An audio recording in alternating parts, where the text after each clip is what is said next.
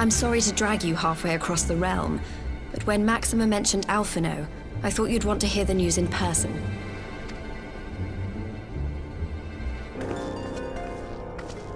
Ah, we meet again. Though I was hoping our reunion would be under more auspicious circumstances. What happened to my brother? Where is Alphino? Never fear, my lady. Your brother was in fine health when I took my leave of him, and I have no reason to assume that has changed. You assume? If you will allow me, I shall endeavor to explain events. Our troubles began not long after we departed Doma. While crossing the burn, we were fired upon by the Emperor's personal guard and forced to make an emergency landing. As we stumbled from the wreckage, our attackers fell upon us again, and we would have perished there and then were it not for the intercession of a third party, a band of mercenaries whose leader claimed to pursue a vendetta against the Ascians. This shadow hunter, as he styled himself, then escorted us out of the wastes to relative safety. Upon arriving back in civilization, I gathered my Populares colleagues and prepared to flee the Empire. Master Alphino, however, declined the invitation to join us, preferring to continue his investigation into the Ascian threat. Well, at least he's not lying in a heap in the burn. Tell us more about these Ascian hunters. Who are they? And is Alphino still with them? He is. As to who they are, I'm afraid I have nothing to tell you. Beyond the fact that they root out and destroy Ascians, they were unwilling to divulge anything which might serve to identify them.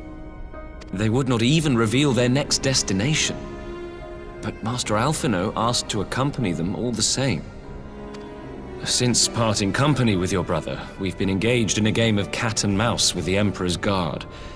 We made our way through province after province, finding the army busy restoring order wherever we went, until we finally arrived here in Alamigo. I cannot thank Commander Aldin enough for giving us such an unexpectedly warm welcome. I'm not inclined to turn away refugees, no matter which land they call home.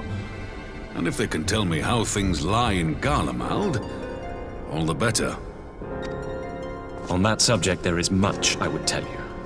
During the course of our journey, we heard tales that an entire rebel army had been slaughtered in the space of a single night. It would seem my former comrades grew tired of putting down uprisings in the conventional manner, and chose instead to bring a formidable new weapon to bear. Details were sparse, but the rumor alone was enough to dampen the flames of rebellion. I have also heard reports that several companies have withdrawn from their designated provinces and begun marching westward. It is my assessment that the Empire's forces are mobilizing for a large-scale military engagement. Westward? You mean they're getting ready to invade Alamigo? We knew this was coming, but not that it would be so soon. We've barely even begun to shore up our defenses. They won't stop an invading army. No, they won't. Dispatch messengers to the Alliance leadership requesting reinforcements, and send word to our officers in the field to hasten completion of those border fortifications. Prepare to meet the Imperials head on!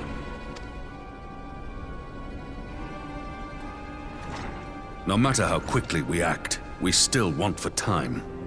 When the enemy comes into view, our best recourse will be to open negotiations with their commander, and see that the ensuing proceedings take as long as possible.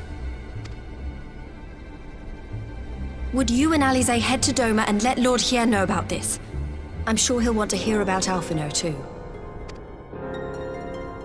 Consider it done. We'll send word when...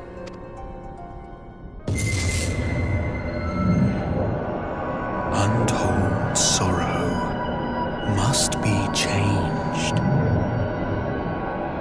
Ahead looms a calamity. Eon become instant. Throw wide the gates.